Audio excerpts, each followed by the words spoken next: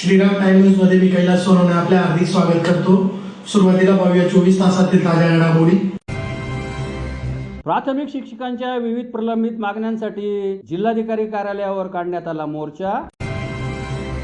हरित धुळे संकल्पनेअंतर्गत नगावबारी येथील वन विभागाच्या टेकडीवर वृक्षारोपण करून अभियानास मनपातर्फे करण्यात आली सुरुवात। आपण करूया महाराष्ट्र AI रेडी या जनजागृती मोहिमेअंतर्गत नागरिकांसाठी मोफत AI मास्टर क्लासची करण्यात आली सोय। कल्याण डोंबिवली महापालिकेत डॉक्टर परिचारिका व आरोग्य कर्मचाऱ्यांना झालेल्या हल्ल्याचा निषेध। आणि वारोड येथील 2 वर्षापासून बेपत्ता असलेल्या राहुल बदाने याच्या अपहरणाच्या प्रकरणातील तपासात निष्काळजीपणाचा आरोप।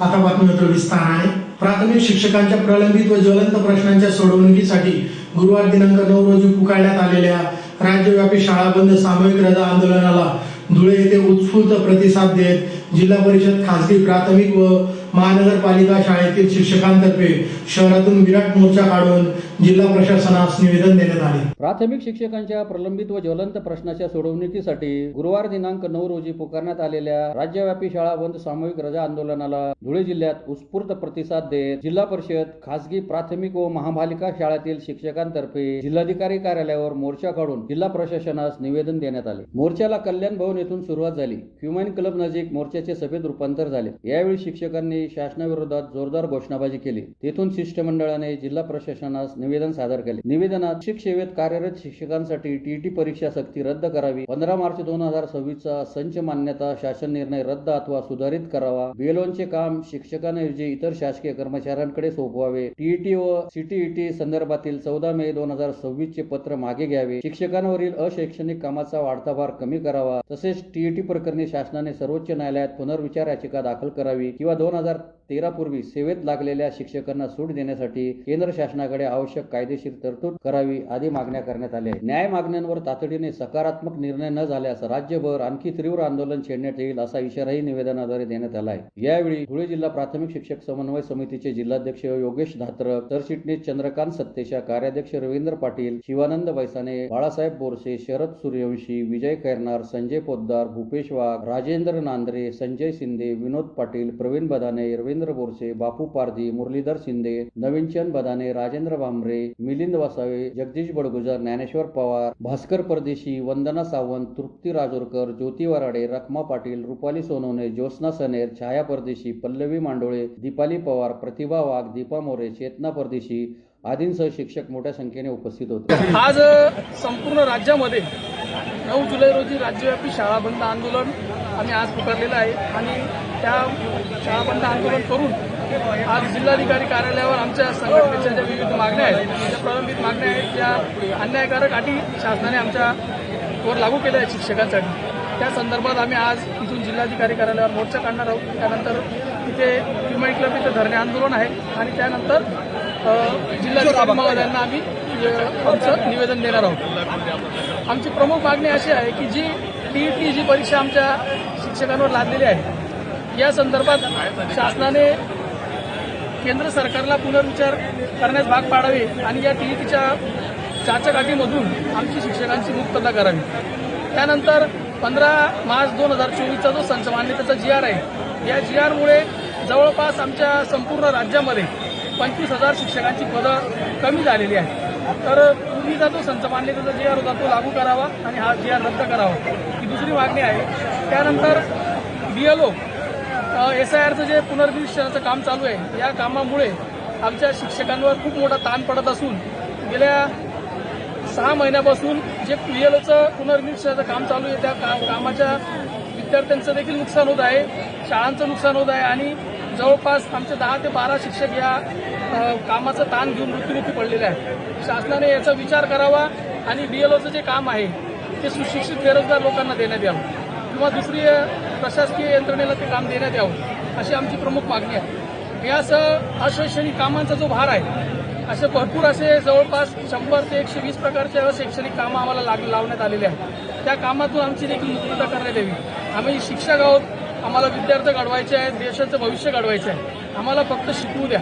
आमची प्रमुख मागणी आहे की आम्हाला फक्त शिकवू द्या आणि विद्यार्थ्यांचं भविष्य घडवू द्या। धुळे शहराला पर्यावरणपूरक, हिरवेगार आणि प्रदूषणमुक्त बनवण्याच्या उद्देशाने आमदार अनुप अग्रवाल यांच्या हरित धुळे संकल्पनेला धुळे महानगरपालिकेचे आयुक्त नितीन कापडणीस यांनी कृतीची जोड देत नगाववाडी येथील वन विभागाच्या टेकडीवर वृक्षारोपण करून अभियानास सुरुवात केली. धुळे शहराला पर्यावरणपूरक, हिरवेगार आणि प्रदूषणमुक्त बनवण्याच्या उद्देशाने आमदार अनुप अग्रवाल यांच्या हरित धुळे संकल्पनेला धुळे महानगरपालिकेचे आयुक्त नितीन कापडणीस यांनी कृतीची जोड देत नगाववाडी येथील वन विभागाच्या टेकडीवर मोठ्या प्रमाणात वृक्षारोपण अभियान सुरू करीत या उपक्रमाला सुरुवात केली. वृक्षारोपणासाठी आवश्यक प्राथमिक तयारी पूर्ण केल्यामुळे अभियानाला गती मिळाली असून गुरुवारी या टेकडीवर सुमारे 450 वृक्षांची लागवड करण्यात आली. विशेष बाब म्हणजे हा उपक्रम कोणत्याही सरकारी निधीवर अवलंबून नसून वन विभागाच्या टेकडीवर लोकसहभाग, श्रमदान आणि पर्यावरण संवर्धनाच्या भावनेतून राबविला जात आहे. पर्यावरणासाठी काहीतरी सकारात्मक करण्याच्या उद्देशाने अनेक स्वयंसेवक, नागरिकांनी, महानगरपालिका कर्मचारी स्वतःहून या अभियानात सहभागी होत आहेत. या अभियानात महापालिकेचे पाटकरी साहेब, सर्व स्वच्छता निरीक्षक, दिनेश माळी, बाविस्कर तसेच महानगरपालिकेचे अधिकारी, कर्मचारी आणि पर्यावरण प्रेमींनी उत्स्फूर्त सहभाग घेतला. वृक्षारोपणाबरोबरच प्रत्येक वृक्षाचे नियमित संगोपन, संरक्षण आणि संवर्धन करण्यावरही विशेष भर देण्यात येणार आहे. या उपक्रमास महापौर मायादेवी परदेशी, भारतीय जनता पार्टीचे महानगर जिल्हाध्यक्ष गजेंद्र रामपळकर यांचे मोलाचे सहकार्य लाभत असून लोकप्रतिनिधी, प्रशासन आणि पर्यावरण प्रेमी यांच्या संयुक्त सहभागातून धुळे शहरासाठी एक आदर्श हरित अभियान उभे राहत आहे. प्रभाग क्रमांक 1 चे नगरसेवक ललित गंगाधर माळी यांनी या उपक्रमाचा सातत्याने पाठपुरावा करत स्वखर्चातून तब्बल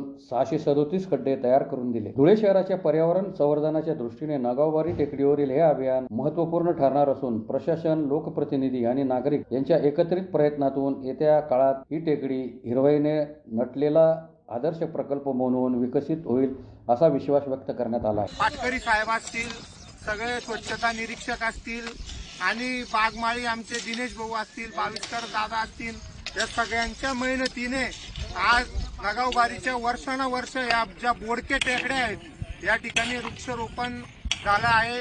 अजून 2 दिवसामध्ये या ठिकाणी 200 वृक्ष लावण्यात येणार आहे. हे सर्व मनावर घेतलं धुळे शहराचे धुळे महानगरपालिकेचे आयुक्त नितीन कापडणीस साहेबांनी महापौरांच्या पुढाकाराने आणि आमदार कर्मयोगी अनुपभाई अग्रवाल यांच्या हरित धुळे या संकल्पामध्ये हे सर्व वृक्षारोपण सुरू आहे. आम्ही धुळेकरांना विनंती करतो की या ठिकाणी 25 हेक्टर जमीन आहे. जवळपास आपल्याला 100 एकरावर वृक्षारोपण करायची आज तर ही सुरुवात आहे. यापुढेही हे वृक्षारोपण कायम राहणार आहे. येणाऱ्या पिढीसाठी खूप प्रेरणादायी असणार असून आपण सर्वांनी या ठिकाणी योगदान द्यावं. जय हिंद, जय महाराष्ट्र, जय श्रीराम. महाराष्ट्र ज्ञान महामंडळाने राज्यभर आपण करूया महाराष्ट्र AI रेडी ही जनजागृती मोहीम सुरू केली आहे. या मोहिमेअंतर्गत नागरिकांसाठी मोफत AI मास्टर क्लास उपलब्ध करून देण्यात आला असल्याची माहिती जिल्हा समन्वयक असलम शेख व विभागीय समन्वयक संतोष बिरारी यांनी पत्रकार परिषद घेऊन दिली. महाराष्ट्र ज्ञान महामंडळाने राज्यभर आपण करूया महाराष्ट्र AI रेडी जनजागृती मोहीम सुरू केली आहे. या मोहिमेअंतर्गत नागरिकांसाठी मोफत AI मास्टर क्लास उपलब्ध करून देण्यात आला असल्याची माहिती जिल्हा समन्वयक असलम शेख व विभागीय समन्वयक संतोष बिरारी यांनी धुळे येथे पत्रकार परिषद घेऊन दिली. त्यांनी पत्रकार परिषदेत AI चे फायदे, तोटे, उपलब्ध संधी याबाबत विस्तृत माहिती दिली. त्यांनी सांगितले की कोणतेही नवीन तंत्रज्ञान आले की त्याचे फायदे, तोटे असतात. सध्या जगभरात AI चा बोलबाला आहे. वृत्तपत्रासह सर्व क्षेत्रामध्ये AI ने आपली उपस्थिती ठळकपणे दर्शवली आहे. त्यामुळे AI चा वापर करण्यासाठी हे तंत्रज्ञान समजून घेणे गरजेचे आहे. AI वर स्वार झालो नाही तर आपण आउटडेटेड ठरू शकतो. आपली फसवणूक होण्याची शक्यता जास्त आहे. MKCL ने गेल्या 2.5 दशकामध्ये तब्बल 2.25 कोटी विद्यार्थ्यांना MSCIT च्या माध्यमातून डिजिटल साक्ष केले आहे. आता रौप्य महोत्सवी वर्षाचे औचित्य साधून MKCL ने आपण करूया महाराष्ट्र AI रेडी ही राज्यव्यापी मोहीम हाती घेतली आहे. त्या अंतर्गत नव्याने अद्ययावत केलेला AI सक्षम MSCIT कोर्स, 265हून अधिक KLIC व्यावसायिक कोर्सेस आणि मोफत AI मास्टर क्लास विद्यार्थी, पालक, नागरिकांसाठी उपलब्ध करून देण्यात येत आहे. MSCIT या उपक्रमाला राष्ट्रीय पातळीवरील प्रतिष्ठित स्कॉच अवॉर्ड प्राप्त झाला आहे. भारतातील शासन डिजिटल परिवर्तन, सामाजिक विकास, कौशल्य वृद्धी आणि नागरिकाभिमुख उपक्रमांना दिला जाणारा स्कॉच हा मानाचा राष्ट्रीय पुरस्कार मानला जातो. आपण करूया महाराष्ट्र AI रेडी मोहीम MKCLच्या अधिकृत शिक्षण केंद्रामार्फत शाळा, महाविद्यालय, निवासी भागांमध्ये थेट पोहोचून नागरिकांमध्ये AI जागरूकता निर्माण केली जात आहे. 23 जून पासून ही मोहीम सुरू झाली असून पुढील 60 दिवस चालणार आहे. या मोहिमेचा एक भाग म्हणून मोफत 60 मिनिटांचा AI मास्टर क्लास MKCLच्या माध्यमातून दिला जात आहे. त्यासाठी संकेतस्थळावर नोंदणी करून कोणताही नागरिक हा मास्टर क्लास मोफत उपलब्ध करून घेऊ शकतो. हा क्लास विद्यार्थी, शासकीय कर्मचारी, पालक, शिक्षकांसाठी उपयुक्त आहे. मास्टर क्लास पूर्ण केल्यानंतर त्यांना MSCIT केंद्रामार्फत आकर्षक प्रमाणपत्र मिळेल अशी माहिती यावेळी देण्यात आली. यावेळी प्राध्यापक संतोष बिरारी, अस्लम काटिक, राहुल वाविस्कर, शरद पाटील आदी उपस्थित होते. देशामध्ये MSCITने तळागाळामध्ये जे संगणकाचं बीज रोवलं त्याची दखल घेत केंद्र पातळीवर एक खूप बहुप्रतिष्ठित स्कॉच अवॉर्ड MSCIT या संकल्पनेला मिळालेला आहे. आणि हे यश आपल्यासाठी एक मराठी मानवासाठी, मनासाठी, मराठी माणसासाठी एक खूप भूषणाची गोष्ट आहे. याच्यामध्ये सगळ्यांचे कष्ट आहेत, केंद्रांचे कष्ट आहेत, तळागाळात खेडोपाडी असलेल्या केंद्रांचे कष्ट आहेत, केंद्र चालकांचे कष्ट आहेत, MKCLच्या विवेक सावंत सर, समीर पांडे सर किंवा जे दिग्गज आहेत या सगळ्यांचे कष्ट आहेत, तुमचे कष्ट आहेत, सगळ्यांचे कष्ट आहेत. आणि याच्यामुळे आपल्याला खूप बहुप्रतिष्ठित स्कॉच अवॉर्ड मिळालेला आहे. आणि त्याच्यामुळे त्याला प्रेरित होऊन आपण एक नवीन कन्सेप्ट आणतो आहोत. चला करूयात महाराष्ट्र AI रेडी. याच्यामध्ये सगळ्यांना, सर्वांना AIचा 1 तासाचा मोफत असा एक कोर्स आपण देत आहोत. त्याची लिंक आपण दिलेली आहे.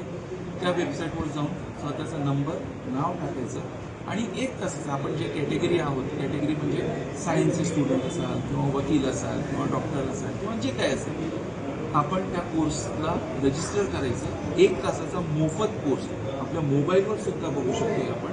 आणि जर हवं असेल तर जवळच्या केंद्रात जाऊन आपण आपलं सर्टिफिकेट कलेक्ट करू शकतो. शास्त्रीनगर कल्याण डोंबिवली महापालिका अंतर्गत रुग्णालयामध्ये डॉक्टर, परिचारिका व आरोग्य कर्मचाऱ्यांना झालेल्या हल्ल्याच्या निषेधार्थ महाराष्ट्र गव्हर्नमेंट नर्सेस फेडरेशन धुळेतर्फे काळी फीत लावून कामकाज करीत आंदोलन करण्यात आले. श्रीनगर कल्याण डोंबिवली महापालिका अंतर्गत रुग्णालयामध्ये डॉक्टर, परिचारिका व आरोग्य कर्मचाऱ्यांवर झालेल्या हल्ल्याच्या निषेधार्थ महाराष्ट्र गव्हर्नमेंट नर्सेस फेडरेशन धुळेतर्फे काळे फीत लावून आंदोलन करीत मुख्यमंत्र्यांना निवेदन देण्यात आले. निवेदनात म्हटले की शास्त्रीनगर कल्याण डोंबिवली महापालिका अंतर्गत रुग्णालयांमध्ये कर्तव्यावर असलेल्या परिचारिका, डॉक्टर आणि आरोग्य कर्मचाऱ्यांवर दिनांक 7 जुलै 2026 रोजी झालेली मारहाण व गैरवर्तनाची घटना अत्यंत संतापजनक, निषेधार्थ आणि मानवतेला काळेमा फासणारी आहे. रुग्णसेवा ही अत्यंत संवेदनशील व जीवनावश्यक सेवा असून अशा घटना आरोग्य कर्मचाऱ्यांच्या मनोबलावर गंभीर परिणाम करणाऱ्या आहेत. म्हणून सदर घटनेतील सर्व आरोपींवर तात्काळ कठोर कायदेशीर कारवाई करण्यात यावी. परिचारिका व आरोग्य कर्मचाऱ्यांवरील हल्ल्यांना अजामीनपात्र गुन्हा घोषित करण्यासाठी आवश्यक कायदेशीर उपाययोजना कराव्यात. राज्यातील सर्व शासकीय, महानगरपालिका व स्थानिक स्वराज्य संस्थांच्या रुग्णालयामध्ये सक्षम सुरक्षा व्यवस्था, प्रशिक्षित सुरक्षा रक्षक व CCTV यंत्रणा अनिर्वाय करण्यात यावी. प्रत्येक रुग्णालयात आरोग्य कर्मचाऱ्यांवरील हिंसाचार रोखण्यासाठी स्वतंत्र स्टँडर्ड ऑपरेटिंग प्रोसिजर लागू करण्यात यावी. अशा घटनांमध्ये संबंधित प्रशासनाची जबाबदारी निश्चित करून दोषींवर प्रशासकीय कारवाई करण्यात यावी. आरोग्य कर्मचाऱ्यांच्या सुरक्षेसाठी राज्यस्तरीय प्रभावी धोरण तातडीने जाहीर करण्यात यावे आदी मागण्या करण्यात आल्या. यावेळी doctor Swapnil Patil, doctor Prashant Patil, doctor Dinesh Daite, doctor Abhay Shinkar, doctor Siddharth Chavan, Maharashtra government nurses federation Dhule शाखेच्या अध्यक्षा प्रतिभा गोडके, उपाध्यक्ष अमरजित पवार, मनीषा कुलकर्णी, कमलेश परदेशी, किशोर अलगीर, वैभव भोसले, सचिन कुंभार, रंजना सिंपी, सुजाता परदेशी यांच्यासह अधिकारी कर्मचारी उपस्थित होते. सर्वांनी काळ्या फिती लावून रुग्णालयात कामकाज केले. नमस्कार, मी महाराष्ट्र गव्हर्नमेंट नर्सेस फेडरेशनची जिल्हा अध्यक्ष प्रतिभा गोडके आणि जिल्हा रुग्णालय धुळे येथे परिसेविका या पदावर कार्यरत आहे. आज आम्ही काळ्या फिती लावून ज्या कामं केलेली आहेत ती यासाठी केलेली आहेत की कल्याण आणि डोंबिवलीमध्ये जो हिंसक प्रकार जो घडला आहे, एका नगरसेवकांनी एका आमच्या परिचारिकाला आणि डॉक्टरांना जी मारहाण केली आणि गलिच्छ शिवीगाळ जी केलेली आहे, त्यासाठी आम्ही सगळ्यांनी जिल्हा रुग्णालय व श्री रुग्णालय येथे जाहीर निषेध आमच्याकडून आम्ही नोंदवलेला आहे. आणि यासाठी कठोर शिक्षा ही झाली पाहिजे, कारण ह्या गोष्टी अनेक वेळा होत असतात. परिचारिकांच्या आणि महिला डॉक्टरांच्या संरक्षणासाठी देखील यंत्रणा इथे झाली पाहिजे.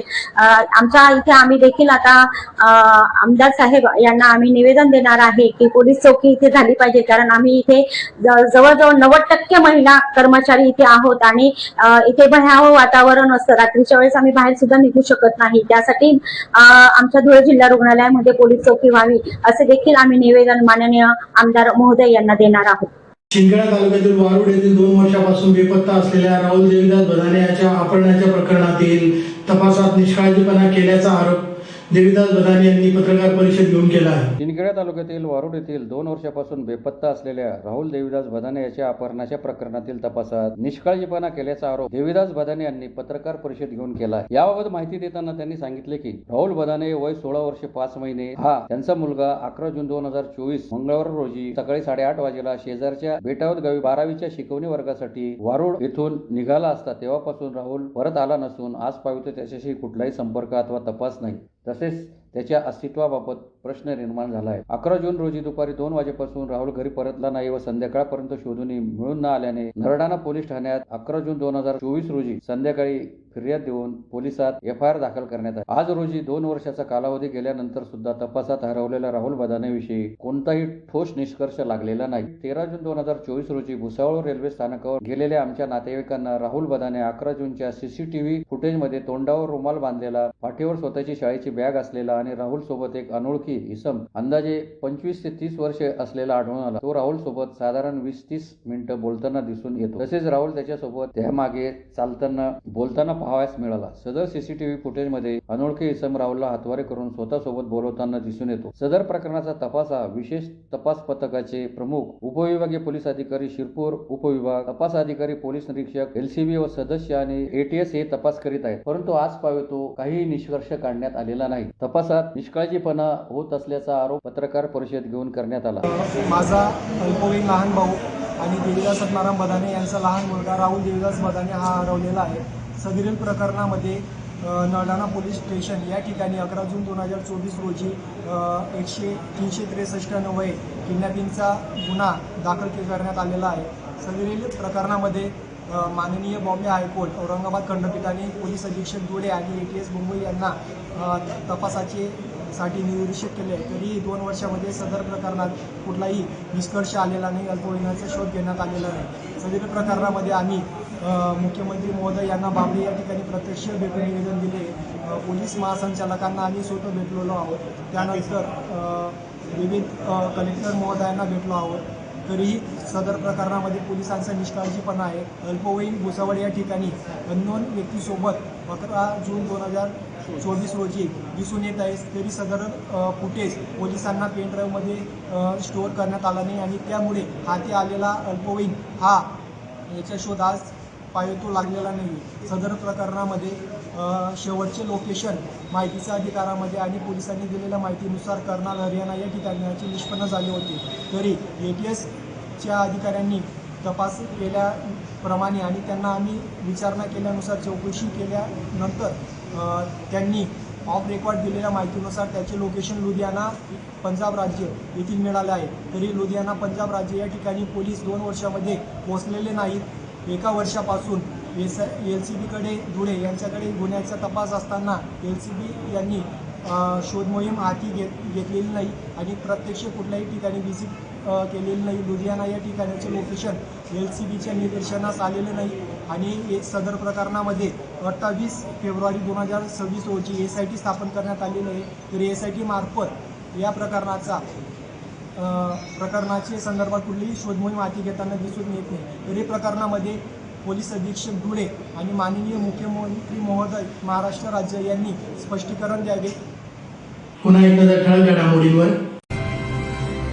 प्राथमिक शिक्षकांच्या विविध प्रलंबित मागण्यांसाठी जिल्हाधिकारी कार्यालयावर काढण्यात आला मोर्चा.